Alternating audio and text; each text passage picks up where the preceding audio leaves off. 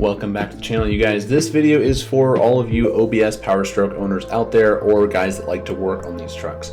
If you do not own an OBS Power Stroke, or you do not work on OBS Power Strokes, I would recommend that you just click off this now. But if you're going to do that, go ahead and boop the like button for me if you would be so kind.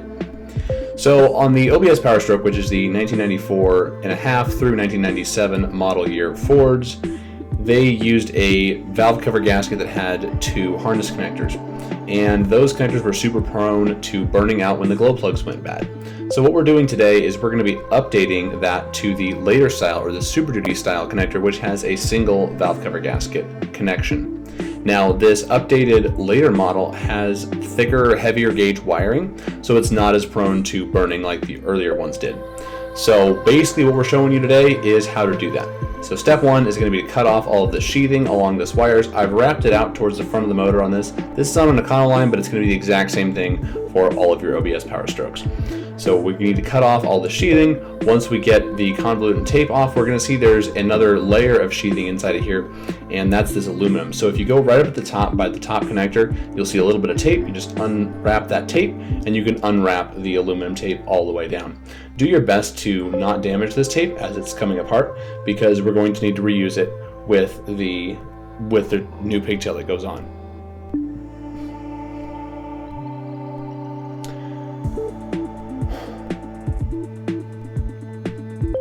This sheathing is there to protect the high voltage injector driver wires from the high current glow plug wires.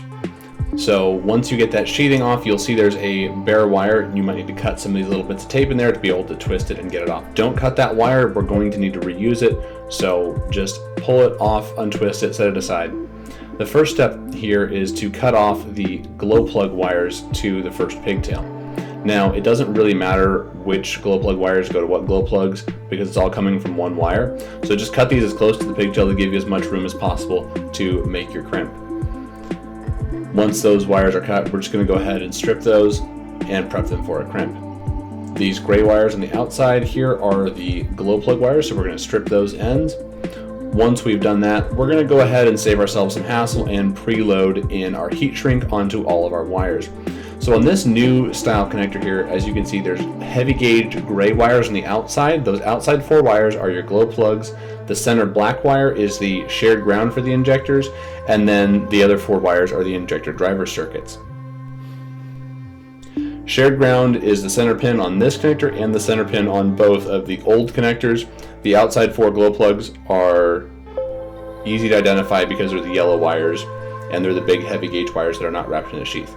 So we're going to start by crimping on our glow plugs, slide of our heat shrink, and a little bit of heat to shrink it down. Next, we're going to cut off the shared ground. Again, that's the center pin on the original factory connectors, and it's also going to go to the center pin on the new connector. That is the shared ground for the injector drivers, so it's going to be wrapped with the injector driver sheath.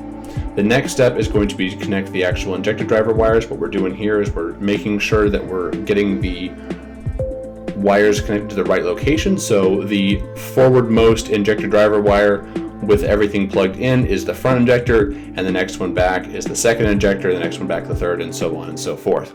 It's pretty straightforward, but you've got to make sure that you get these injector wires connected correctly so that the engine actually runs when you're done. The center wire is going to be the shared ground.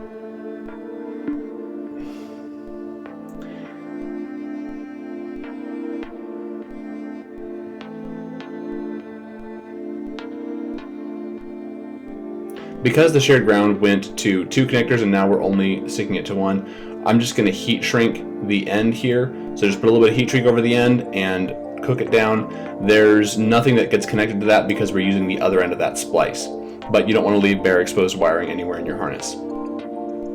Shared ground goes to the center black pin on the new connector, and then the other two are going to be injectors. Once you get those wired in, you're going to go ahead and need to finish your glow plugs. When you're wiring these connectors and crimps in, you want to do your best to offset the connectors. That way they do not chafe against each other over time and cause problems. So offset your connectors as best you're able so that you don't have two crimps that are right next to each other. If you want to learn how to do these crimps, I will leave a link to that video right there in the corner, and that gives you kind of the full run through on how to do that. Once all of your crimps are in, you're going to need to separate off your injector driver wires from your glow plug wires, and and then rewrap the injector driver wires with that bare steel wire. Wrap it all the way up as tight as you can, all the way up to the top of the pigtail, and then back down into the harness. When you're wrapping this, it is best to use all the wire and don't cut it. This wire needs to go all the way up as close to the pigtail as you can get it, and then back down. So unless you have a ton of extra, don't cut the end of the wire off. Once that cable is wrapped, you can secure it with a little bit of tape if you want to, or it'll usually stay in place with just the aluminum tape holding it. Next, wrap your aluminum shielding back around all of it. Again, same thing. You can secure this with a little bit of tape if you'd like to, but the convolute and the tape you're putting on at the end will hold everything all in place, so it's kind of an optional step. I like doing it because it just makes the job a little cleaner. We're going to wrap convolute around the whole harness that we've just put together and trim it to length. Once the convoluted tubing is on there, I like to add a full wrap of electrical tape just because that gives you that extra layer of protection from chafing against other parts of the engine or weather intrusion, water intrusion, stuff like that. So just a nice clean wrap of electrical tape, black electrical tape all the way down is all you need here, and then that's about it. You're pretty much done. Now for me personally, I've been doing this for a while and I'm a little bit particular, and so I bought red electrical tape so that I can add that factory red safety stripe, which Ford adds because these are high voltage injector driver wires and they don't want you to get hurt. You really don't need to do this. I just like it because I think it looks cool. So 100% optional, you don't have to do it. Well guys, that is all I have for you today. This is what the finished product looks like. It looks fabulous. It is ready to go. And links for all the stuff that you're going to need are in the description. Thank you so much for watching, and we'll see you guys in the next video.